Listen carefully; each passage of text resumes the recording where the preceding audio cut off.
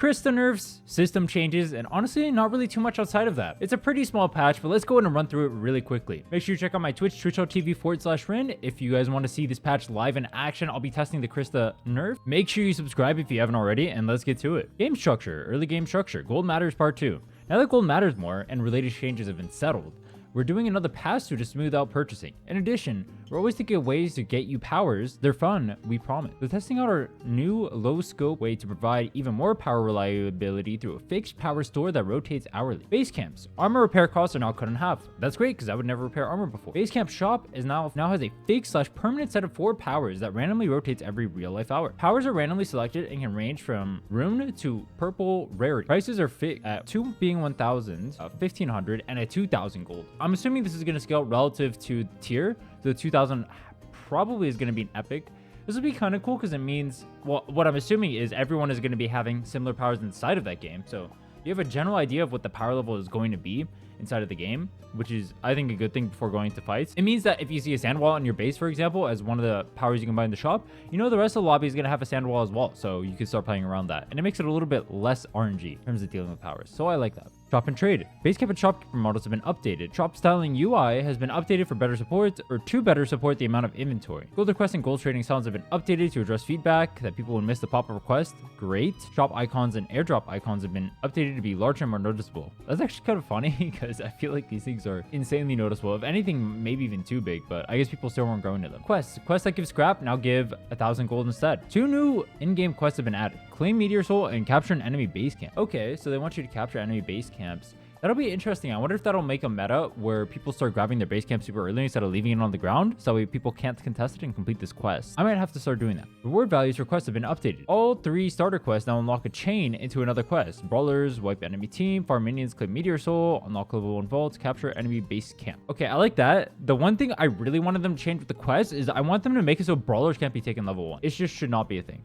It should always be farm minions or vault hunter. Actually, that's it. You should only be allowed to take one of those 2 ever. And then once one of those is completed, then you can unlock brawlers for everyone. And then people can take it and go PvP. People are taking brawlers and they think it's right to fight in the early game at like level 3. And if you ever watch my streams, we just hit legend solo only. I guarantee you that is not the play. EXP changes part 2. You should be rewarded for taking team action, so we're doing that. Additional EXP for in-game actions. These actions now grant EXP to the instigator and nearby allies. Capturing enemy base camps. Capturing a neutral base camp for the first time, destroying a vault obelisk for the first time, and using a UAV for the first time. I mean, those are probably good things. You want to incentivize people doing those if they're not doing it already. For the most part, those are things people should be doing already. I mean, rewarding things you should be doing already. If people aren't doing them, not like habit or whatever, that's fine. We don't want games to feel doomed if you're already far behind. So attaching stronger incentive to comeback mechanics seems like a fun idea. Also remember, you can buy Most Wanted to the shop or in the shop. Most Wanted catch-up EXP should now more effectively catch you up to the level floor of each phase. For example, in late game, it should bring you up to at least level 13 if you complete it. Good. That's how it should be, I think. Gold bounties. All kills now grant 400 flat golds. This is kind of weird because I feel like snowballing is already OP, so they just made it even more OP. Maybe they'll nerf it a little bit. We'll see. So combat. Last patch, we said we wanted to make combat more predictable, knowable, and reactable because mobility has gotten a little bit out of hand. Specifically, hard to react or unreactable engagements that can come from off-screen or wild careening dashes that make aggressive targets hard to predict. Today, we're going to continue work by making jump dashes and dash jumps less explosive, which would lead to more predictability and depth in combat engagements. So there's a silver lining here for Brawl, Oath, and Jhin players. Jump and dash. Short duration dashes, less than 1 second, now have 15% reduced speed when used from a standstill. Longer and or precision dashes, Celeste, Jewel, Bishop, Felix, Bebo remain unaffected. So dashes like Ghost. So they nerfed Ghost. They buffed Celeste and Jewel and Bishop and Bebo. Oof. I'm not liking that so far. Jump, dash, glide. Hunters still gain momentum from this combination, but braking now kicks in slightly faster. With this, we are removing the individual glide suppression, aka gliding prevention, that kicked in immediately after using certain ability. That was on Brawl, Oath, and Jhin. So does that mean you can still pod race? I mean, technically you could still do it, but it wasn't as effective. I mean, we're going to be testing that on game, obviously on stream. I don't know what this actually means for the game though. Intuitively, I don't like these changes so far. Dash and jump. Dampening is now applied more consistently while dashing, preventing free big jumps. Still worth doing, but not as crazy as it should be. I also don't know what that means. Maybe that means like ghost dash. Yeah, once again, I'll have to try. Glider. Max glider gas increased by 25% to compensate for some mobility nerfs. We like mobility when it has risk or more readability. Yeah, once again, I don't know how I feel about this. I feel like mobility is the fun part of the game, and so removing mobility sounds very weird and awkward and sounds like it's going to make the game feel bad. But I don't know how big it is, and I don't even know if it affects anything. Once again, gonna have to test this, see how it feels. Intuitively, just reading this, build a care potential. Nobody likes to start with the caveat that there's a spicy version of this change we tested a few weeks ago that a lot of people didn't like. This is not that change. Our goal remains the same though. Let players dream of taking on outnumbered fights, call them 1v-ends, with perfect play. We like this version because it is appreciable power per knock. It's not overwhelmingly so, and still keeps fights readable. So PvP knocks now grant a heal and cooldown reset for your dash. Heal amounts may vary depending on the hunter's dueling potential. Squishy characters or like low mobility characters get bigger heal, and then high mobility characters get a smaller heal. Both Shiv, Jhin, Jewel, Brawl, Felix, Hudson, Kingpin. Yeah, it's a fair list, I think. Except outside of Hudson, maybe Hudson should be in the 500, but outside of that, I think that's a fair list for the small heal. The full send yellow characters. I'm okay with that. This is definitely a healthier version of this being implemented. I still don't know how I'm going to feel about this being implemented, but once again, we can test it. Basic Hunter LMB leveling removed. In theory, the new things to upgrade should give you more build diversity, but since LMB changes were just raw power, the decision was rather flat for everyone. LMB based hunters upgraded at first, non-LMB hunters upgraded at last. If you hear your feedback, this wasn't it, so we're reverted. I actually like the LMB changes. I thought they were good for the game. And yeah, it was just flat damage, but they could have tweaked it in other ways and made it more interesting. But they're just getting rid of it completely. Technically, buff to Crysta. Buff to Crysta, buff to any LMB character actually. It's kind of weird because LMB characters are the ones that would level this up, but in the same vein, that means that they didn't get to level up their skills. So I actually think LMB characters were nerfed by this change originally, so technically they should be buffed now, even though they had a little bit more damage. People could use durability buff, so here are durability buffs. So he gains 250 HP at max level, base health increased by 140, B-bombs can revive ally wisps and stomp enemy wisps. I don't like that. Brawl can now glider immediately after using Flame Step and Adaptive Strike. Okay. Bishop's R&B upgrade from the previous patches is gaining high popularity and high MMR play, reducing the uptime to lower its power. Yeah, this is the most degen build you've ever seen in your life. The fact that they doubled the cooldown on this and she's still going to be a strong character is actually wild. This thing is unmissable. I think the worst part about this change though is it nerfs base Bishop if you don't go to the R&B max. But like, why even have the R&B max in the game? Whatever, man. I think they should just change her skill to something else, but I guess they want people to keep playing with it. Now it's kind of less of a degen poke build. I kind of like that.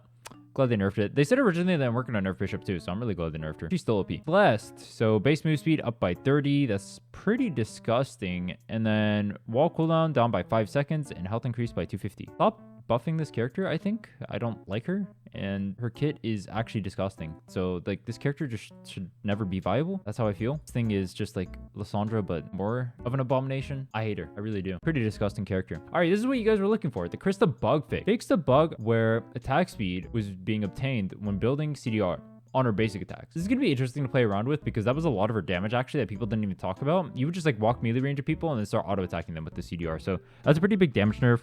Her passive is getting a nerf. It's losing 2% ability power. You do practice a lot, so the numbers look pretty small, but it ends up being a lot in reality. I would say you get probably like 6 of these procs. So it's about, in a fight, you probably get like 6 procs on a single target. So it's probably 12% AP that she just lost in terms of damage. And then base 18. Shift cooldown increased by 2 seconds at base. Damn. And then level 4 refund is 50% instead of 100%. Yeah, I wanted them to revamp that completely, but this is probably just the don't take it angle anymore. Though technically with the nerfs to her base cooldown, this makes it, you have to take it even more. But now we're going to be testing this. I feel like you probably just go Qmax now. We'll see though. R&B has a 0.5 second longer cooldown. Not going to lie, it doesn't really change anything. And then Nuclearite Salvo. So it's losing a 3% ratio on it. And then it's losing 5 base damage. Okay. So these sound like smaller numbers, but obviously every single one of these things hits multiple times. I think she's still going to be OP. I mean, my hot take is after this, she's probably A tier. That might be my hot take. Is that a hot take? I don't know. I don't think she's going to be OP after this anymore, but also we'll test it out, obviously. I'm still going to be maining Crysta, so we'll test it out, see how it feels. Barbed wire health increased by 500 at all levels. No,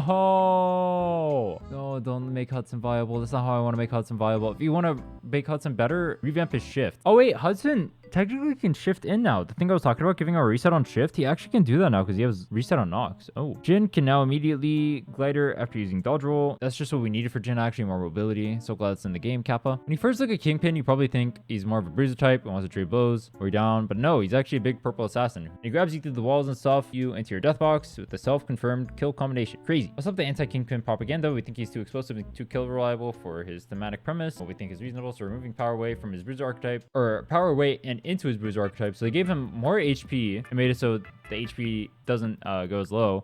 Then they lowered his damage, and then they lowered his stun duration unless you max it. So on the support archetype, you get the longer stun, and on the damage distribution archetype, you get a shorter stun. Pog. Great nerfs. Love those. We love to see it. Kingpin is an abomination. Love to see it. Love to see it. Oath can now go to immediately after using spin dash and magnetic hammer. So you can bunny hop again? Ooh, I don't like that. I don't like that. Okay, Void gets LMB base damage buffs. Doesn't look like too much, but I mean, I think Void's pretty decent. I don't think any of his issues come from his damage. I think it mostly comes from the fact that he's just too diveable sometimes, but he's still a good character. Power specialist. Is this power user? No longer grants power cooldown per stack, or now grants more power cooldown per stack and stacks it to 4 times. No longer has transformation effect. Isn't this just even more OP then? Because yeah, the soulbound wasn't even working on, but they're not going to revamp other items here. The more items are just like still complete trash. Like all of the MS items are complete dog water. Overdrive is complete dog water. This is the only one they revamped. One of the actually viable ones. That's wild. Bit specialist no longer abusable by swapping slots. Cool. Turn speed on explosivity increased. Cool. Might actually be not trash now. Cast time on two-way tunnel reduced. That's kind of weird because I thought two-way tunnel was already strong. Replicator is no longer an exotic power and is now a consumable. That actually makes more sense. I mean, you basically only get one replicator off as it stands currently. Makes sense for it to be a consumable. I like that. Build time on spike walls went from 3 seconds to 2 seconds. Red shops. Red shopkeepers no longer unintentionally offer equipment upgrades alongside red choices. But I thought it was kind of funny to upgrade your weapons at the red shop. That was kind of a banger. Removal global shop means a lot less accessible, or made these a lot less accessible, so we're making them easier to complete. Oh, yeah, we don't really care about these, but these are for like the battle pass and whatnot, I think. So if you care about that, there you go. They're easier to do. Store, upgraded it, so each hunter name appears and they're free in each skin card. Okay, progression. All right, this is some battle pass stuff. They're doing some battle pass stuff. All right, reading over that, it doesn't even look like anything.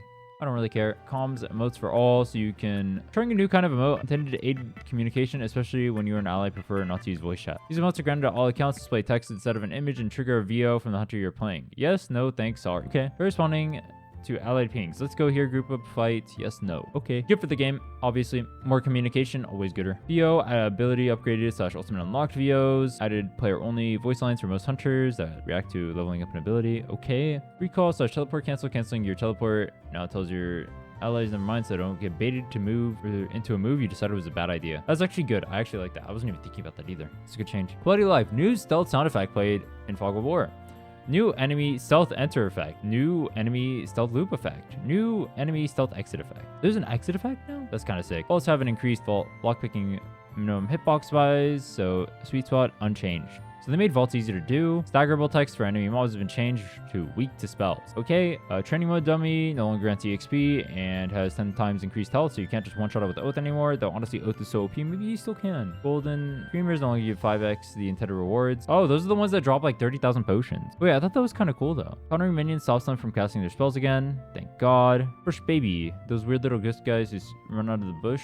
Pop open for loot rewards are actually fixed, so we get gold keys from those again. Okay, well overall, honestly, weird patch. Don't know how to feel about it. Kind of weird that there wasn't a shiv nerf. Kind of weird that that bishop didn't get nerfed a little bit more either. Kind of weird they added mobility back to characters and just didn't say a word and we didn't get to test it. I mean, obviously we'll test it now, but maybe that just means brawl is back in the game. Obviously, we're gonna test out every single one of these changes once again. Twitch.tv/Rhinne. I'll be live streaming it pretty much as soon as this VOD goes live. Maybe even before that. I'll probably work on the VOD as I'm streaming. Make sure you subscribe if you haven't already, and I'll see you guys next time.